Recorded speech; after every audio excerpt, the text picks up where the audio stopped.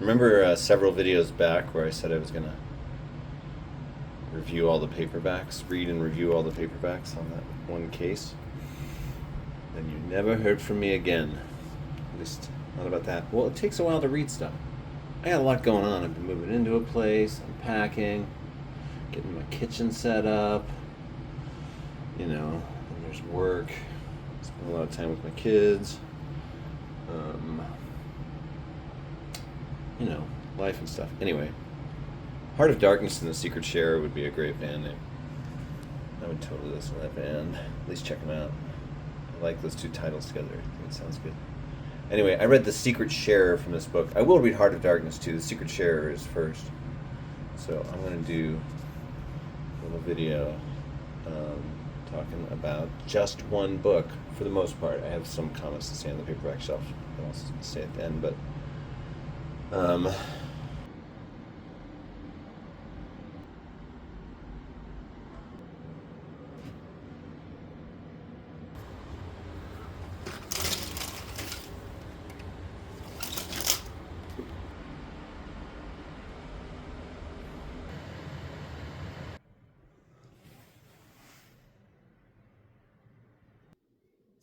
yeah, I enjoyed this one.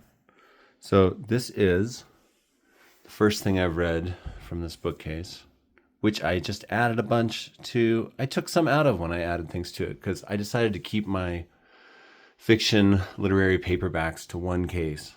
So I took some stuff to the thrift store that didn't fit into it from an overflow section. Now there's 26 Shakespeare plays. I'm thinking of trading all that Shakespeare out, freeing up some space, because I might do a Shakespeare project on its own. Maybe I'll just keep this one eclectic. More eclectic.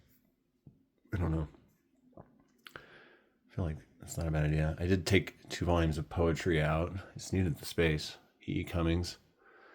Went to nonfiction over there. Like I said, I have a vibes-based system, which works overall. I mean, I'm the main reader of these books here, once I've had this collection for a while here in this place, I'll have a good sense of what's here and where it is. What else? Oh, Catch 22 is added. I'm so glad. A prettier copy of Candide. Oh, that's a nice edition. I used to be trying to get every edition of Candide that I could find in English. I'll probably do that again. Gilgamesh. I'm so excited. Like 5,000 years old, but just incredible. And not as influential as a lot of other works of antiquity because it was only discovered in the 1800s. And recently, new chapters were found. Amazing. To the oldest known book. This book's incredible. I love Gilgamesh. I've read a couple of versions. Oh, and this looks cool. How I Became a Holy Mother. And Other Stories by Ruth Brower Jabvala. But yeah, if I take all those Shakespeare out and give Shakespeare his own shelf somewhere, which I have enough related books to do that, I think. That'll I'll be able to buy more stuff for this, more eclectic, and with this project in mind, I also added another Carson McCullers. I read about half of Heart as a Lonely Hunter. Thought it was pretty good. I will start that over.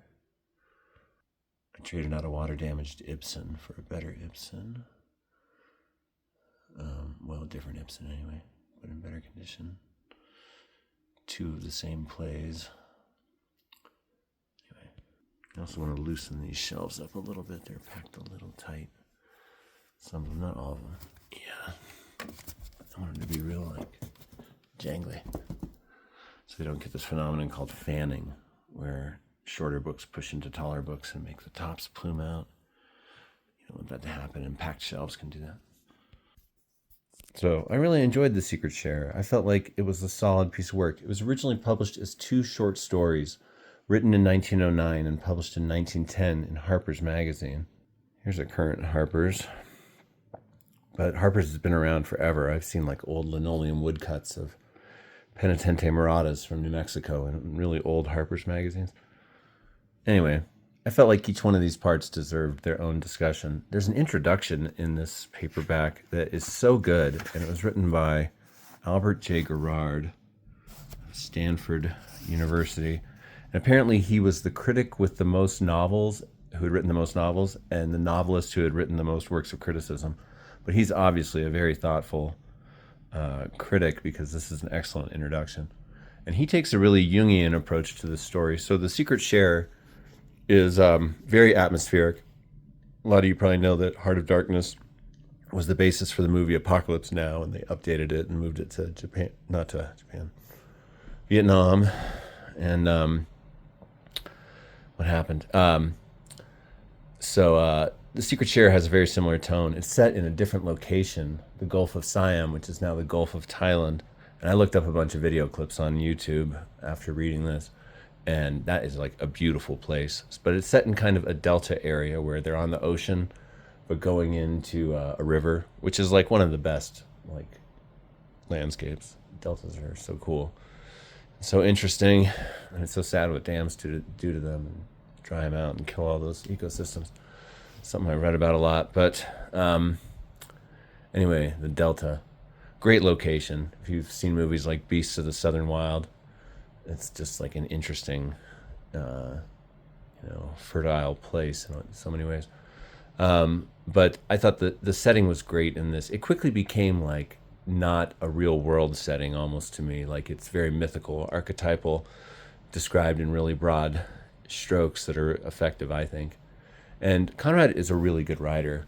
When I read the greats, I like to...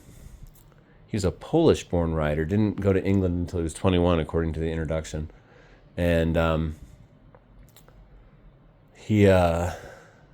Polish was his first language, and he wrote in English. But, maybe that's cool. Maybe that allowed him to make broader, bigger strokes or something like that. To see the language more as like paint colors on a palette. It could be used, and not just like the air that he was raised breathing.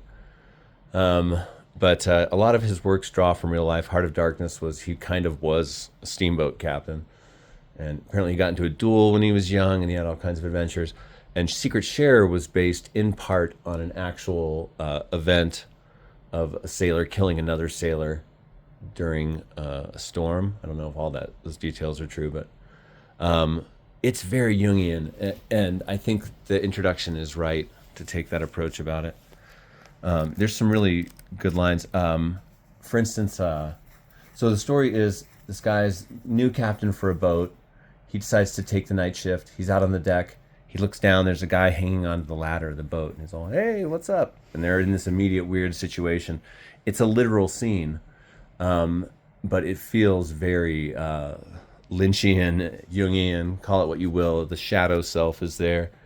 And it's considered a doppelganger story. The guy's quickly hustled onto deck and given the captain's clothing. And so he becomes like the double of the captain. And he's quickly called the secret sharer of my life by the nameless narrator captain figure. But the guy's name is Leggett. And what happens? Let me think here. So he has to keep him secret, keep him hidden in there. And it quickly becomes known that this guy, we hear that this guy killed somebody on this other boat that's docked nearby, and he swam for his life and escaped from them. And but he's like the captain's shadow self, and so the captain has to like hide him away and make peace. So it's kind of about the captain becoming a captain by mastering his darker self, but maybe it's also about the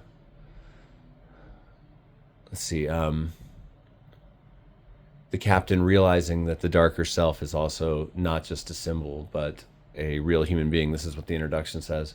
And that when he realizes this other's humanity, it's like he's also seeing the other's humanity of his crew and getting to know them better, and really becoming a captain by seeing the autonomy of all the different elements of the ship, including the crew, etc. He throws he gives his hat to the guy when he swims away. It all leads up to this big thing. It's been adapted into short films a number of times and into a movie in 2014. And I can see why. It's cool. It's been adapted into a sci-fi novel by Robert Silverberg, who's one of the classic guys. He might have been an Albuquerque writer. A lot of sci-fi writers were from Albuquerque, because we got all the secret nuclear stuff, etc. here. What else? Anyway, it's just very interesting and evocative. But what I took away, because when I read the greats, I like to if I can learn something from my writing, and that is that he uses punctuation in a very poet-like way. For instance, in a very limited way, like punctuation, like say a comma, just offers clarity because it offers preciseness. It tells you exactly what, where to put an emphasis, or a telling pause, or indicating, which parts of the sentence to connect with which other parts. And when you leave those out, you lose accuracy in a way, but you add poetic ambiguity. And I've found that the many poets who I really respect and admire do not use punctuation conventionally. It's because they're just operating on this different wavelength and thinking about it in different ways. Because the less punctuation you have, the more poetic ambiguity you have, and the more room for interpretation. And he kind of does that. And other writers like Marilyn Robinson do that, I've noticed. Like, my tendency is use all the punctuation you need, to be clear and say everything. But my background is partly journalistic and partly historical. And so I kind of, feel an allegiance to truth even when I'm writing memoir, and like scrupulousness in that way. But when I can let go of it, I do find my texts gain in poetic richness. I was using this movie ticket as not a good movie, I don't advertise it, as a bookmark. And here's something I wrote down that I overheard. This lady said, "They wouldn't take me at the glue factory at this point." Oh, poor lady. She was talking about health problems. What a thing to overhear. Anyway, this is only about 60 pages. I saw online it's about 16,500 words, which is not that much. I mean, that'd be considered a short, long-form essay these days, and like two places could publish it. Word counts just get smaller and smaller for literary journals. When I was in grad school, 6,000, that was about the norm. Most literary journals accepted, and now I'd say it's 1,000 to 2,000 for most places. I'm like, come on. Can't we revel in long form content somewhere anyway? Why does it all have to match our short attention spans? Anyway, The Secret Sharer, not a long read. Read that introduction before and after. The guy who wrote the introduction has a book about Dickens, Dostoevsky, and Faulkner reinventing the novel by rejecting realism. And I'm like, I am going to look that up. And I'll read some more Conrad. I'm going to read Heart of Darkness next. And I've got one more Conrad on the shelf. And I think when I encounter an author that there's more than one volume of on the shelf, I will try to read them all in like a block, just because that's cool. And you can have like a meaningful discussion, not just dabble repeatedly. But the other one I have is Nostromo, which I want to read because this has got to be where the spaceship got its name in Alien, right? So that'll give me some context for a franchise I like and think it's very imaginative. That's the name of the spaceship in Alien. Joseph Conrad, born in 1857, died in the, I want to say 1920s. I did some actual reading. Here we go. 1857 to 1924. And here's what he looked like.